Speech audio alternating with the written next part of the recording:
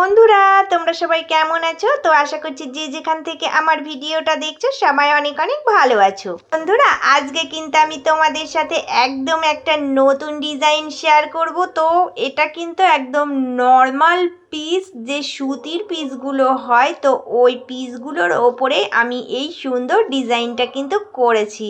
তো তোমাদেরকে দেখাবো। তো শুধুমাত্র নর্মাল দুটো কালারের সিট দিয়ে এত সুন্দর একটা ডিজাইন আমি কিভাবে বানালাম সেটা পুরোটাই তোমাদের সাথে শেয়ার করব। দেখো, এখানে কিন্তু আমি একটা একরঙা কাপড় নিয়েছি। তো এটা একদম সুতির পিস। পিঠের কাটিংটা দেখো করে নিয়েছি। তো এই পিঠের কাটিংটার ওপরে এইবার আমি ডিজাইনটা কিভাবে কাটিং করব পুরোটাই তোমাদেরকে মাপ সহ দেখিয়ে দেব। দেখো, এখান থেকে আমি কিন্তু 3-1 সুত কম মাপ নিলাম। তো এবার কিন্তু সোজা আমি দেখো নিচে চলে যাব। নিচের দিকটা 5 ইঞ্চি ছেড়ে রাখবো। তো 5 ইঞ্চি ছেড়ে এখান থেকে 3-এ পয়েন্ট করব। আমি এখানে দেখো সোজা কিন্তু দাগ টেনে একটা চারকোনা আগে বক্স তৈরি করে নিলাম। তো এই চারকোনার মধ্যে দেখো এবার রাউন্ড শেপটা এঁকে নেব।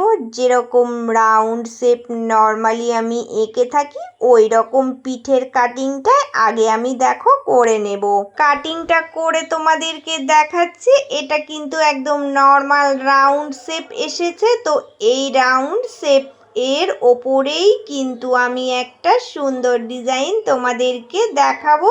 তো এখানে আমি দুটো কালার ব্যবহার করেছি, একটা ছাপা কাপড়। তো ওই কাপড়টা দিয়েই এর পিঠের উপরে ডিজাইনটা তৈরি করব। এবার এই যে এই মিডিল থেকে প্যাঁচা করে একটা দাগ টেনে নিচ্ছি।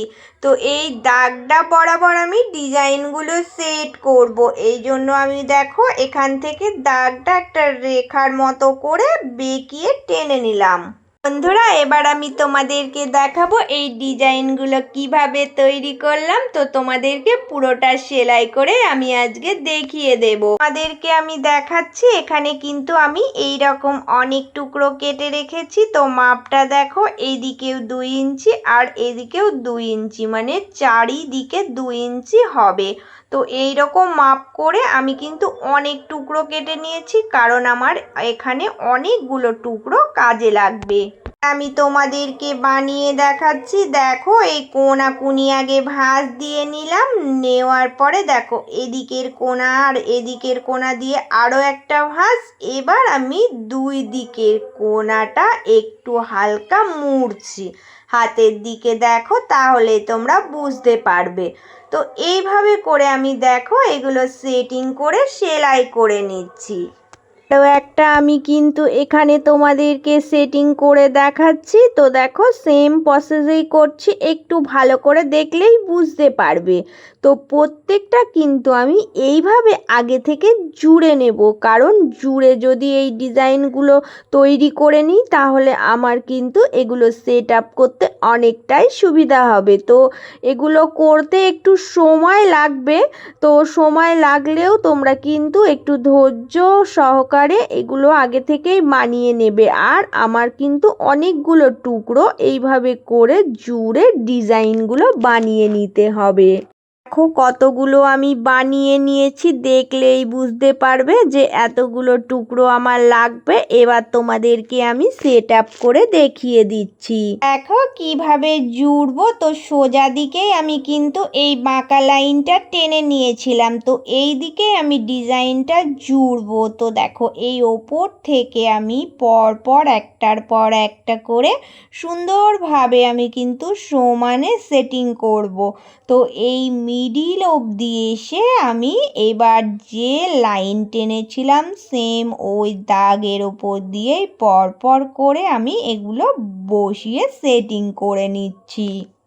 আমাকে এই সাইডের রাউন্ডের যে বাকি অংশটা আছে ওখানে জুড়তে হবে। তো দেখো সেম একই প্রসেসে আমি পরপর করে সুন্দর করে সেটিং করে নেব। তো দেখো একটার পর একটা আমি সেলাই করে এগুলো জুড়ে নিলাম। আর এর ওপর দিয়ে পট্টি লাগবে, সেই পট্টির জন্য আমি দেখো দুটো এরকম বাঁকা বাঁকা করে কাপড়ের পট্টি কেটে নিয়েছিলাম। তো এইভাবে করে আমাকে কিন্তু দুটো পট্টি জুড়ে নিতে হবে। তো এই পট্টিগুলো কিভাবে জুড়ি দেখো, এই যে কোনাকুনি বরাবর কাটিং আছে, এই কাটিং সোজা কিন্তু মিলিয়ে জুড়ে দিতে হবে। তো এইভাবে করে আমি দুটো পট্টি রেডি করে নেব দুই সাইডের জন্য। তো এবার আমি তোমাদেরকে পট্টিগুলো জুড়ে দেখাচ্ছি। দেখো আমি কিন্তু উল্টো দিকে জুড়বো। তো আগে এই হাফের অংশটা জুড়বো। তো দেখো উল্টো দিকে এই পট্টিগুলো সুন্দর করে জুড়ে আগে সেটিং করে নিলাম। ছোট ছোট করে কাটিং লাগিয়ে নেব। তো এইভাবে করে কাটিং লাগাতেই হবে, না হলে পট্টিটা কিন্তু সামনের দিকে মোড়ার সময় একটু অসুবিধা হয়ে যাবে। এবার ভিতরের পট্টিটা দেখো আমি সুন্দর করে কিন্তু সামনের দিকে নিয়ে চলে আসলাম। এসে এবার দেখো এর ওপর দিয়ে আমি এটাকে দেখো একটু পাইপিনের মতো রেখে সুন্দরভাবে আমি সেলাই করে সেটিং করে নিচ্ছি।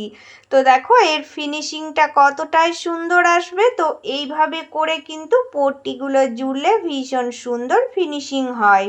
আর আমি ওই সাইডের পট্টিটা জুড়বো। তো এটা তোমরা ভালো করে ফলো করো। দেখো উল্টো দিকে আমি জুড়ছি। তো জোড়ার পর কিন্তু ঠিক মিডিল অবধি আমি আসবো। এসে এবার সুতোটা দেখো কেটে নেব।